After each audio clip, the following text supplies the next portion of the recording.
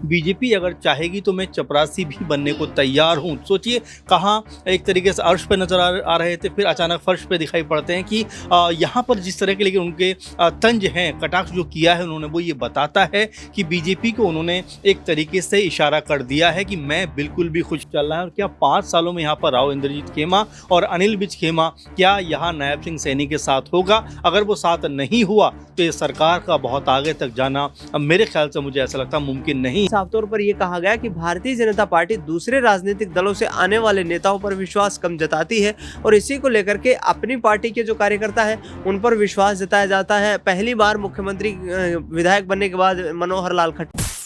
नमस्कार, मैं नाज़मीन खान और आप देख रहे हैं SPN 9 न्यूज़। हरियाणा में जहां एक तरफ नायब सिंह सैनी 20वें मुख्यमंत्री पद की शपथ लेते हुए नजर आ रहे हैं, तो वहीं दूसरी तरफ हरियाणा में विधायक दल की बैठक में कुछ ऐसी तस्वीरें भी देखने को मिली। उसके बाद भारतीय जनता पार्टी के कई विधायकों और कई दिग्गज नेताओं के जरिए जारी किए गए बयानों के आधार पर अब ये कहा जा रहा है कि भारतीय जनता पार्टी के तहत गृह मंत्री अमित शाह को पंचकुला तो भेजा गया, जिन्हें राजनीति के चाणक्य के रूप में कहा जाता है। सब कुछ सुलझाने को लेकर अमित शाह द्वारा फैसला भी लिया गया। विधायक दल की बैठक में नायब सिंह सैनी को नेता चुन लिया गया, लेकिन उसके बावजूद भी देखा जाए तो भारतीय जनता पार्टी में सब कुछ ठीक नजर नहीं आ रहा है। भारतीय जनता पार्टी में रहकर भी ये तमाम दिग्गज चेहरे सीधे तौर पर ये तो कह देते हैं कि हम मुख्यमंत्री पद की दावेदारी ना तो पेश कर रहे थे ना आगे करेंगे, लेकिन अब यही चेहरों के जरिए पल्ला भी झाड़ा जा रहा है। लेकिन मुख्यमंत्री पद की लालसा अभी भी बरकरार नजर आती है। जब हरियाणा के पूर्व गृह राज्य मंत्री और अंबाला कैंट से 7वीं बार विधानसभा का चुनाव जीतने वाले अनिल विज से सवाल पूछा जाता है तो अनिल विज कहते हैं कि मैंने कभी भी सीएम पद की दावेदारी पेश नहीं की है, बल्कि मैं तो स्पष्टीकरण दे रहा था। इसके बाद खुद कहते हैं कि अगर भारतीय जनता पार्टी की तरफ से अगर मुझे चौकीदार चपरासी भी बनाया जाएगा तो मैं पूरी ईमानदारी के साथ इस काम को करूंगा। अनिल विज मुख्यमंत्री पद को लेकर अब अपने बयानों से पलटते हुए नजर आए। साथ ही साथ राव इंद्रजीत के विधायक भी नाराजगी जाहिर करते हुए नजर आ रहे हैं, इस मुद्दे से किनारे होते हुए दिखाई दे रहे हैं। लेकिन मांग वही थी कि आखिरकार राव इंद्रजीत सिंह को और अनिल विज को मुख्यमंत्री क्यों नहीं बनाया गया। इससे जुड़े हुए कई तमाम सवाल यहाँ पर बनते हैं। न्यूज रूम में मौजूद हैं अमन सर, मेरे साथ मौजूद है। जानने की कोशिश करेंगे कि शपथ ग्रहण समारोह तो है, लेकिन अब और क्या कुछ विधायकों के जरिए खेल किया जा सकता है। सर, विधायक दल की बैठक में हमने कई तस्वीरें भी देखी। एक तरफ जब नेता चुन लिए जाते हैं नायब सिंह सैनी तो खुशी मनाई जाती है, वहीं दूसरी तरफ राव इंद्रजीत और अनिल विज के चेहरे उतरे हुए नजर आते हैं। ये भी कहा जाता है कि अमित शाह फौरन विधायक दल में नेता तो चुन लेते हैं, उसके बाद दिल्ली रवाना हो जाते हैं। राव इंद्रजीत से बातचीत भी नहीं होती, अनिल विज से बातचीत नहीं होती। तो क्या कहा जाएगा कि भारतीय जनता पार्टी से ये दो दिग्गज चेहरे किनारे हो रहे हैं? देखिए, बिल्कुल जिस तरह से बीजेपी ने नायब सिंह सैनी के नाम पर अब पूरी तरह मोहर लगा दी, शपथ ग्रहण समारोह होने वाला है, इसके बाद तय हो गया कि मुख्यमंत्री जो है वो नायब सिंह सैनी बनेंगे। लेकिन महत्वपूर्ण बात इसमें यह है कि जब चुनाव हो रहे थे उस समय खुद अमित शाह हरियाणा गए थे, उन्होंने कहा था कि हम चुनाव जो है वो नायब सिंह सैनी जी की अगुवाई में लड़ेंगे। और शायद उन्होंने उस समय इतना शायद विश्वास नहीं दिखाया होगा कि बीजेपी एक बार फिर सत्ता में आ रही है, क्योंकि अगर उस समय किसी भी कट्टर बीजेपी से आप पूछते तो ऐसा बना नहीं था माहौल कि बीजेपी के पक्ष में नजर आता हो। लेकिन चुनाव के रिजल्ट आते हैं और चुनाव का रिजल्ट जो है बीजेपी के पक्ष में आ जाता है और यहाँ से पूरी कवायद शुरू हो जाती है कि भाई किसको मुख्यमंत्री बनना चाहिए। यही अनिल विज उस समय कह रहे थे कि अगर मैं मुख्यमंत्री होता तो हरियाणा कुछ और तरह से समय नज़र आ रहा होता। अब ये कहते हुए नजर आते हैं कि भाई मेरा कभी भी अरमान जो था वो मुख्यमंत्री बनने का नहीं था। बीजेपी अगर चाहेगी तो मैं चपरासी भी बनने को तैयार हूँ। सोचिए कहाँ एक तरीके से अर्श पे नजर आ रहे थे, फिर अचानक फर्श पे दिखाई पड़ते हैं कि यहाँ पर जिस तरह के लेकिन उनके तंज हैं, कटाक्ष जो किया है उन्होंने, वो ये बताता है कि बीजेपी को उन्होंने एक तरीके से इशारा कर दिया है कि मैं बिल्कुल भी खुश नहीं हूँ। चपरासी बनने की जो बात उन्होंने कही है ये तंजिया लहजे में कही है, क्योंकि बीजेपी ने 7 बार के विधायक को इस तरह नज़रअंदाज किया है। ये शायद उनको चुभ रहा होगा। साथ में 2 बार के कह सकते हैं, एक बार राज्य गृह मंत्री रहे हैं, राज्य के स्वास्थ्य मंत्री रहे हैं। इतने महत्वपूर्ण पदों पर काम करने के बावजूद भी बीजेपी ने उनके नाम को सिरे से खारिज कर दिया। ये चुभन जो है वो शायद उनके दिल में अभी भी है और वास्तव में इतने कह सकते हैं लंबे वक्त से बीजेपी के साथ है, लंबे वक्त से लगातार जीतते चले आ रहे हैं। तो ऐसे में हर किसी के मन में ख्वाहिश हो जाती है कि भाई मुख्यमंत्री हमें बनना चाहिए, लेकिन फिलहाल उनका चैप्टर जो है वो क्लोज नज़र आता है। अब राव इंद्रजीत की बात करें तो राव इंद्रजीत जब परसों अमित शाह मीटिंग ले रहे थे, उस मीटिंग में मौजूद होते हैं, सब ताली बजाते हैं, हंसते मुस्कुराते हैं, लेकिन जो राव इंद्रजीत है ना तो वो ताली बजाते हैं और ना ही उनके चेहरे पर मुस्कान नज़र आती है। और सबसे बड़ी बात कि जो पोस्टर लगाया गया था उसमें भी राव इंद्रजीत कहीं नज़र नहीं आते। तो आप समझ सकते हैं कि राव इंद्रजीत की जो अहमियत है, जो हैसियत है, वो उतनी बड़ी नज़र नहीं आती बीजेपी में जितनी वो बताने का प्रयास करते हैं। पहले भी उन्होंने कहा था कि भाई मेरे पक्ष में इतने लोग हैं कि अगर मैं चाहूँ तो मुख्यमंत्री बन सकता हूँ। अभी भी आप देखें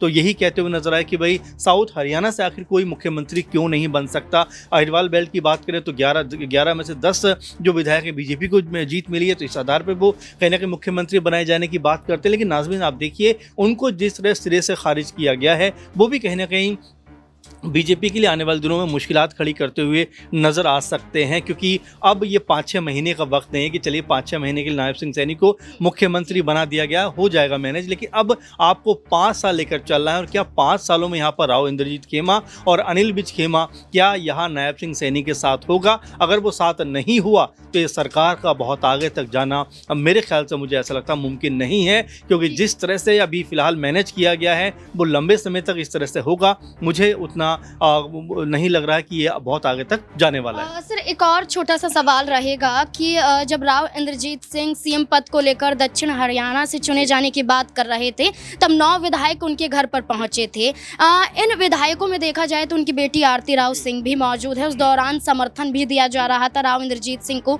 लेकिन नायब सिंह सैनी के चेहरे पर मोहर लगने के बाद आरती राव सिंह का ये कहना होता है कि हम सभी विधायकों ने सहमति जताई है, सहमति से ही नेता यहाँ पर चुने गए हैं। लेकिन राव इंद्रजीत के मुख्यमंत्री बनने के सवाल पर पल्ला झाड़ती हुई नजर आती हैं। आरती राव सिंह को क्या उम्मीद है कि कैबिनेट में उन्हें जगह मिलेगी, इसलिए इस सवाल से पल्ला झाड़ा जाए? देखिए जाहिर बात है उनको तो कैबिनेट में जगह मिलेगी, लेकिन जो 9-10 विधायकों की आप बात कर रहे हैं, देखिए एक तरीके से राव इंद्रजीत ने बता दिया है कि अगर चीज़ें उनके मुताबिक या उनके हिसाब से नहीं हुई या उनको कहीं तवज्जो नहीं दी गई तो वो एक धड़ा अलग कर सकते हैं। बीजेपी से 9-10 जो विधायक हैं वो उनके पाले में आ सकते हैं और ये उन्होंने बताया, क्योंकि लगातार 2 दिन 9 से 10 विधायकों को उनके घर पे जाना कहीं ना कहीं इस बात का संकेत था कि बीजेपी के लिए जो स्थिति है वो इन 10 विधायकों की बहुत ज़्यादा है। आप देखिए अगर 48 में से आप 10 हटा दीजिए तो 38 विधायक बनते हैं। तो ऐसे में बीजेपी के लिए इस समय एक विधायक की बहुत कीमत है। आप देखिए क्योंकि अगर 45-46 का बहुमत का आंकड़ा है तो 2 ही आई थिंक उनके विधायक ज़्यादा हैं। तो ऐसे में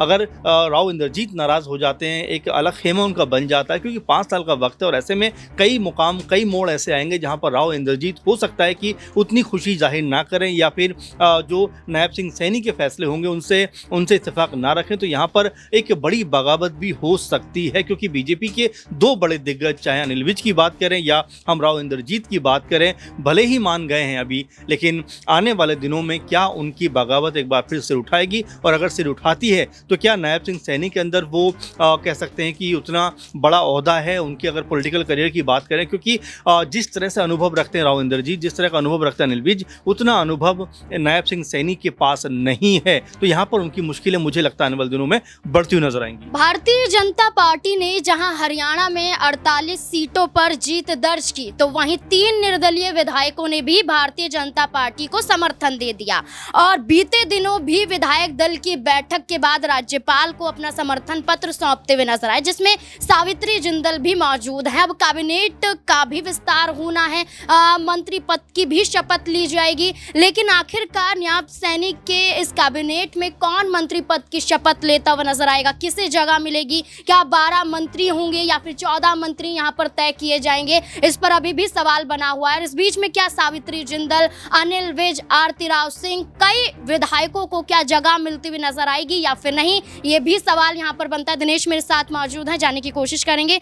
दिनेश, राव नरबीर हो, अनिल विज हो, श्रुति चौधरी हो या आरती राव सिंह हो या सावित्री जिंदल, क्या लगता है कैबिनेट में किसे जगह मिलेगी और किसे जगह नहीं मिलेगी? देखिए नाज़मीन, आपने जो तमाम इन चेहरों के नाम लिए हैं, ये तमाम चेहरे कैबिनेट में मंत्री पद के लिए कद्दावर नेता माने जा रहे हैं।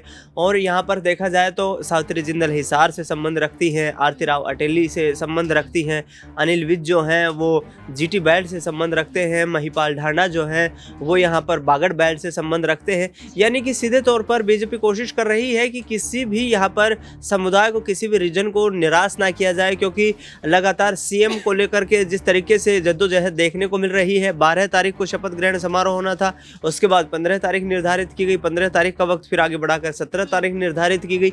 तो कहीं ना कहीं बीजेपी को इस बात का यहाँ पर अंदेशा था कि यदि जल्दबाजी की गई और किसी भी राजनेता ने कोई बड़ा कदम उठाया तो पार्टी को यहाँ पर बड़ी मुश्किलों का सामना करना पड़ सकता है। लेकिन मुझे ऐसा लगता है कि सावित्री जिंदल, आरती राव और अनिल विज को कैबिनेट मंत्रालय में यहाँ पर जिम्मेदारी मिल सकती है। वे कैबिनेट मंत्री नायब सिंह सैनी की सरकार में बन सकते हैं। राव नरबीर सिंह जो है उनकी डिप्टी चीफ मिनिस्टर बनने की चर्चाएं तेज हैं। केंद्रीय गृह मंत्री अमित शाह से मुलाकात की उन्होंने चुनाव जीतने के बाद, और कहीं ना कहीं ये आश्वासन भी उनको मिला कि बड़े कद्दावर नेता है, 26 साल की महज उम्र में, और हरियाणा में कैबिनेट मंत्री बन गए थे। उस वक्त चौधरी देवीलाल की सरकार होती थी और चौधरी देवीलाल को बड़ा राजनेता भी बताते हुए नजर आते हैं। लेकिन मुख्यमंत्री की कुर्सी को लेकर जब उनसे सवाल पूछा गया तो उन्होंने कहा कि राव इंद्रजीत सिंह निश्चित तौर पर बड़े नेता हैं, राव नरबीर सिंह उसी कहीं ना कहीं एक सियासी जो भूमिका में आते हैं। लेकिन उनकी तरफ से साफ तौर पर यह कहा गया कि भारतीय जनता पार्टी दूसरे राजनीतिक दलों से आने वाले नेताओं पर विश्वास कम जताती है और इसी को लेकर के अपनी पार्टी के जो कार्यकर्ता हैं उन पर विश्वास जताया जाता है। पहली बार मुख्यमंत्री विधायक बनने के बाद मनोहर लाल खट्टर मुख्यमंत्री बन जाते हैं। उसके बाद यहाँ पर जो है नायब सिंह सैनी जो है लाडवा से पहले चुनाव लड़ते हैं, हार का सामना करना पड़ता है, फिर नारायणगढ़ से विधायक बनते हैं, कुरुक्षेत्र से सांसद बनते हैं और सांसद बनने के बाद मनोहर लाल खट्टर को हटा करके मुख्यमंत्री बना दिया जाता है। तो यहाँ पर ये भी एक महत्वपूर्ण पॉइंट है यहाँ पर नाजमीन कि आरएसएस की पृष्ठभूमि होना भी काफ़ी जरूरी है यदि बीजेपी में किसी मुकाम पर पहुँचना है। और बीजेपी उसी चेहरे को आगे बढ़ाने का काम करती है जहाँ आरएसएस से उसे हरी झंडी मिलती है। देखिए बिल्कुल ये भी सच ज़रूर कहा जाता है, लेकिन हरियाणा में जहां मुख्यमंत्री पद की शपथ नायब सिंह सैनी, तो वहीं उप मुख्यमंत्री पद को लेकर भी अब एक बड़ा सवाल यहां पर बनता हुआ नजर आता है, जहां दिनेश राव नरबीर सिंह को लेकर ये दावा करते हुए नजर आते हैं। लेकिन वहीं सवाल ये भी बनता है कि आखिरकार क्या वही होंगे या फिर अनिल विज भी अभी भी दावेदारी पेश करते हुए नजर आ सकते हैं। राहुल मेरे साथ मौजूद है, जानने की कोशिश करेंगे कि वो क्या सोचते हैं अब उप मुख्यमंत्री पद को लेकर। राहुल, क्या लगता है कि मुख्यमंत्री पद के रूप में तो नायब सिंह सैनी हैं और शपथ भी है, और वहीं देखा जाए तो उप मुख्यमंत्री पद पर आप किसे देखते हैं कि भारतीय जनता पार्टी एक फैसला लेती हुई नजर आ सकती है? देखिए, हरियाणा में भारतीय जनता पार्टी जब से चुनाव जीती उसके बाद एक ही सवाल खड़ा हो रहा था कि आखिरकार मुख्यमंत्री किसे बनाया जाएगा। इस लिस्ट में तमाम कई बड़े चेहरे थे जिनमें राव इंद्रजीत का जिक्र कर ले, अनिल विज उनमें से एक थे, नायब सिंह सैनी जो कि मुख्यमंत्री थे ही, उनका नाम पहले ही से ही फाइनल था। लेकिन देखिए जिस तरीके से बगावत जैसी खबर सामने आ रही थी उसके बाद खुद अमित शाह ने अपने हाथों में कमान संभाली और आखिरकार नायब सिंह सैनी के नाम पर मुहर लगा दी। और ऐसे में एक सवाल ये खड़ा हो रहा है कि आखिरकार डिप्टी सीएम किसे बनाया जाएगा। और कैबिनेट को लेकर अगर बात करें तो कई बड़े चेहरे इसमें सामने आए हैं। देखिए इसमें आरती राव का शामिल है, अनिल विज उनका इसमें नाम शामिल है, और तमाम ऐसे बड़े चेहरे अगर बात करें जो उनकी लिस्ट आई है उसमें ये देखा जा रहा है कि क्या वाकई इन चेहरों को जो जगह दी जा रही है बहुत सोच समझ कर दी जा रही है। देखिए आरती राव को इसलिए हम जिक्र करेंगे क्योंकि अहिरवाल बेल्ट का जिक्र किया जाता है। जिस तरीके से दक्षिण हरियाणा का जिक्र करें वहाँ पर कितना बड़ा प्रभाव रहा राव इंद्रजीत का, उस लिहाज से जो है आरती राव को यहाँ कहीं ना कहीं कैबिनेट में एक बड़ी जगह जो है वो दी जाने वाली है।